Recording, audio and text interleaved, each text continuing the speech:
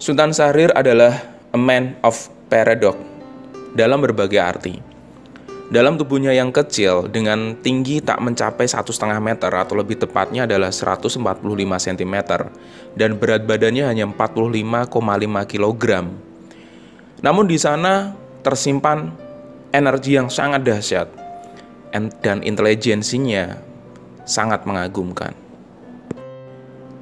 Namun atau sebenarnya justru karena intelijensinya yang besar itu, dia meninggalkan studinya di Leiden tanpa berminat sedikit pun untuk menyelesaikannya, sebagaimana Hatta dan kawan-kawannya yang lain. Tentang ini dengan enteng dia hanya berkata bahwa seorang pemegang titel itu hanya pemegang titel saja, tidak lebih daripada itu. Sultan Syahrir merupakan salah satu dari sekian begawan revolusi Indonesia. Ada Soekarno, ada Hatta, ada Amir Syarifuddin, Tan Malaka, dan lain sebagainya. Lahirnya Republik Indonesia pada zaman revolusi bukan merupakan akibat dari proses sosial, impersonal, dan tak terhentikan, melainkan hasil dari interaksi ribuan orang dan organisasi, kelompok angkatan bersenjata, dan badan perjuangan, politikus nasional lokal yang idealisme dan oportunisme, patriotisme, dan ditisme, pahlawan, dan sebagainya. Semua hingar-bingar menjadi satu dan berakhir ajaib, yaitu pengakuan kedaulatan Indonesia oleh Belanda pada Desember tahun 1949. Dan Sultan Syahrir adalah bagian besar dari itu semua. Para begawan-begawan ini yang berkontribusi besar dalam lahirnya Republik Indonesia.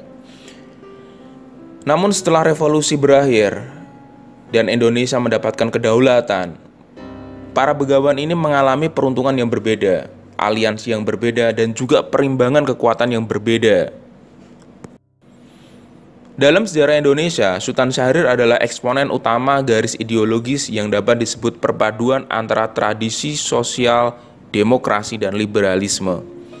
Sebagai sosial demokrat, ia merupakan tokoh gerakan buruh yang handal pada tahun 1930-an dan menaruh perhatian besar terhadap masalah pendidikan rakyat. Liberalismenya terlihat antara lain dalam perhatiannya yang besar terhadap masalah perlindungan hak individu dari tirani negara. Tak mengherankan bila ia menjadi musuh besar fasisme, baik yang berasal dari luar maupun di dalam negeri. Tidaklah mengejutkan bahwa ideologi yang diperjuangkan Sultan Syahrir mengalami banyak rintangan pada masa demokrasi terpimpin ataupun setelahnya. Tetapi Indonesia sekarang adalah negara demokrasi, bahkan negara demokrasi yang paling tegak di seluruh Asia Tenggara, mengingat beberapa perkembangan anti-demokrasi di Filipina, terutama di Thailand belakangan ini.